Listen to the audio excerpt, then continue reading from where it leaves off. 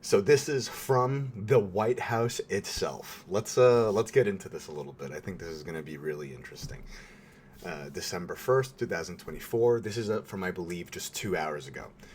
Today, I signed a pardon for my son Hunter from the day... Today, I signed a pardon for my son Hunter. I can't even read right now because I'm so excited. Honestly, I'm more excited about this because of what I think the conservative reaction is going to be to this.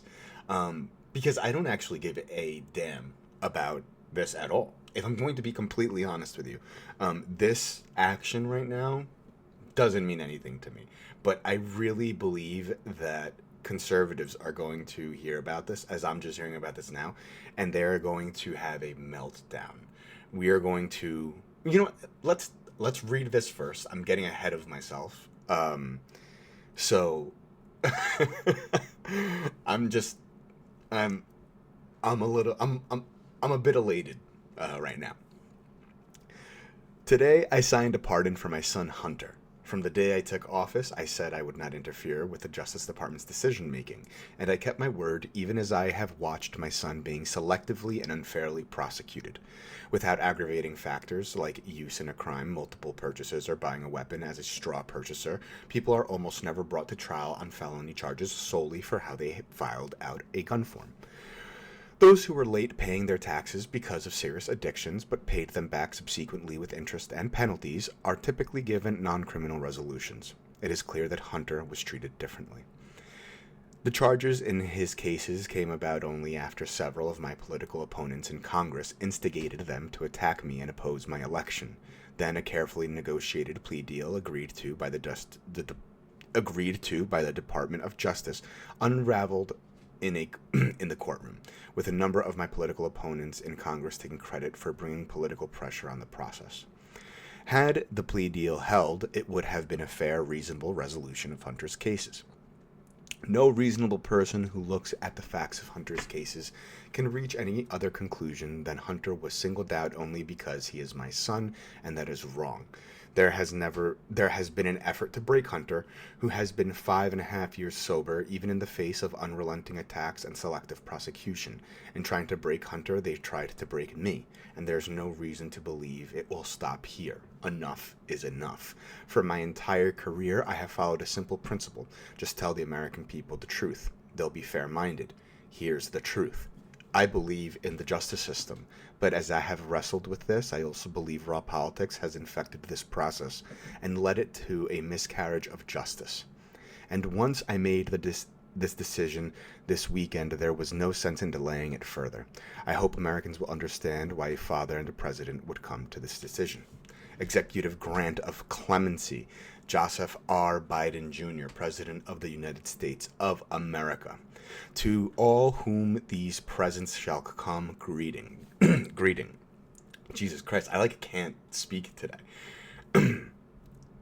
Be it known that this day I, Joseph R. Biden Jr., President of the United States, pursuant to my powers under Article 2, Section 2, Clause 1 of the Constitution, have granted unto Robert Hunter Biden a full and unconditional pardon for those offenses against the United States which he has committed or may have committed or taken part in during the period from January 1st, 2014 through December 1st, 2024, including but not limited to all offenses charged or prosecuted, including any that have resulted in convictions by Special Counsel David C. Weiss in docket number 1. I don't know what the semicolon is here. I don't know what I don't know how to read this necessarily. 123 CR 0061 and then Minnesota. I don't know. I know very little, to be honest, about the Hunter Biden stuff because it was really dumb and pointless. Hunter Biden, just to clarify, is not a political figure. He does not hold political office. He does not hold a seat in government. He's not even a government official that is appointed by someone else. He is just a private citizen.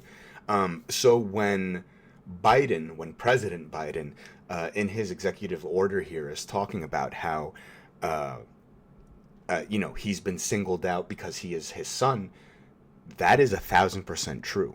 Um, you know, the Republicans tried relentlessly to tie Biden to Ukraine and claim corruption there.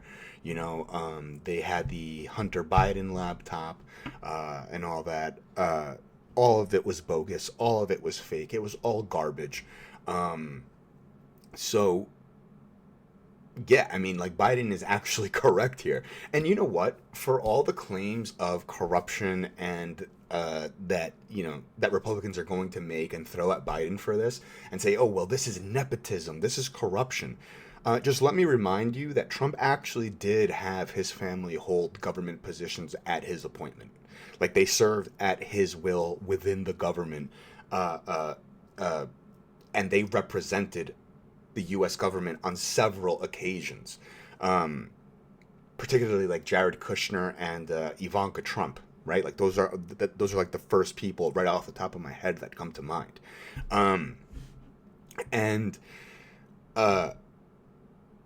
This is also a person who has enriched himself. Trump has enriched himself while he was in power, and while he was the president of the United States. His personal pocket was benefited, and that of his family was benefited by him holding this office. Whatever business deals Hunter Biden had or may have had during any of during these time periods is separate from Joe Biden, right? Joe Biden is the president of the United States. His son is a private citizen. His son did not hold government office. Was not a government official in any way. He was maybe, I wouldn't doubt if he used his father's name in like relation, like, I'm the son of the president of the U.S., to open some doors for him. But like, if you're mad at that, then we have to hold Trump to, at the very least, that same standard, right? Lest, of course, conservatives want to be considered or called hypocrites. But we all know that they don't really care about those things.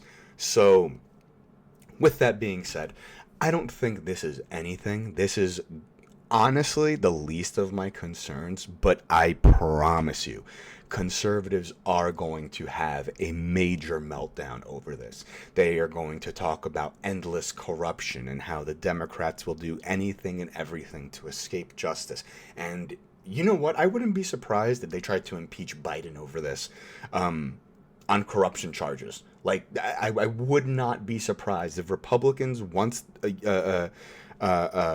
we'll put in some type of motion to try to impeach him, a few days before the inauguration or a few weeks before Trump's inauguration. They would love nothing more, but this is going to be nothing. They're just going to cry about this endlessly, the way that they cry about everything else.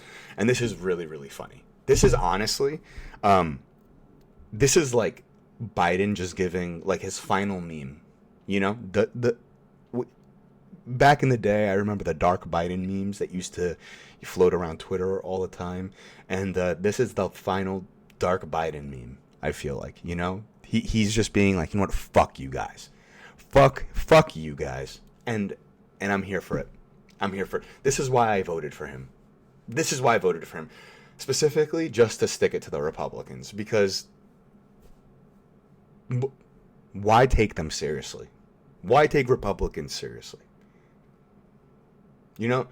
What the fuck is decorum? What is, protocol? What is tradition? Republicans don't care about any of that. So why should the Democrats? Why should liberals? The rule book only works when both sides are playing by the rules. When only one side is playing by the rules, all that's happening is that they're fighting with one arm tied behind their back. So, you know what? Fuck it. Good. I applaud Biden for, this was very funny way to end your term. It was disappointing because I feel like he was actually, at least domestically, a pretty good president. Like he did there were a lot of good things that Biden did that I feel like he doesn't really get too much credit for. Like the infrastructure bill, like the child tax credits, Build Back Better, which I'm pretty sure the infrastructure plan was actually a part of, if I'm not mistaken. I have to. It's been a while since I've read the literature on all that, so I'm gonna double check myself on that. But I feel like he did a pretty good job. I feel like we don't really hear too much about that, so you know what? Fuck it. This was hilarious, and I guess with this now we dive headfirst right into the abyss. So this is one of the good ones with Roberto Casas, and I'm your host, Roberto Casas. And if you liked this video, please remember to like and subscribe. Thanks for watching.